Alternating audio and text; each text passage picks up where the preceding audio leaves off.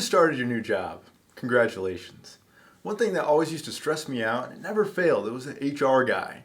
He comes in with this big packet full of stuff, and he's looking at you and he's like, well, Johnny, you look worried. You got until 4 p.m. to have all this stuff back to us. Relax. And besides this packet, there's really nothing to it. It's just how to fill out your 401k application and, well, what kind of contributions you want to make, and you could do pre-tax or post-tax. The post-tax one, that's usually called raw. Insurance plan.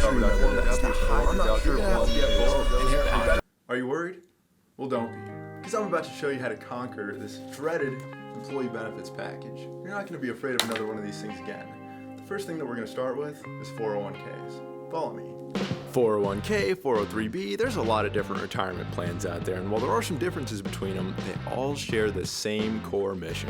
They're accounts designed to help you save for retirement. Now, your employer will give you the option to contribute to these accounts directly from your paycheck, and from there, it's invested, usually into something like a target date fund. Now, the idea is that if you keep contributing, this thing grows and grows and grows, and eventually when you're able to retire, you have a big bucket of money to live off of. And that sounds pretty good, doesn't it? Well, yes, but these retirement accounts do have rules. They do have a catch.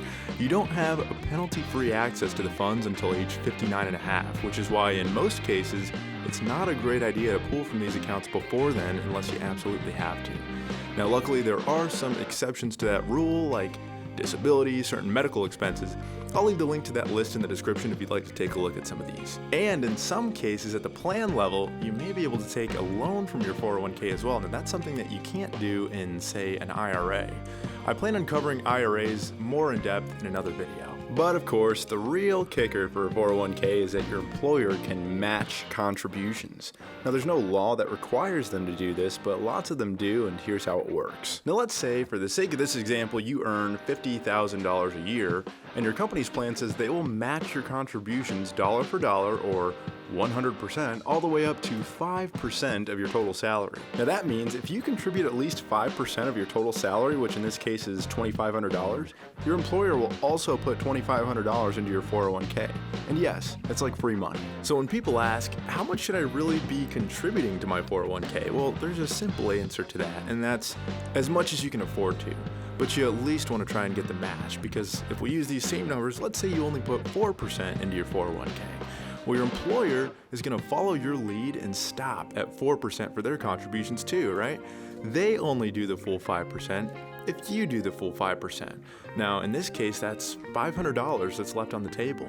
Now, keep in mind, the formula that your employer will use to calculate the match may get a little bit more complicated than this one. Either way, the same basic principle applies. Try to contribute as much as you need to at least fulfill that employer match. Now, let me show you what this looks like over time.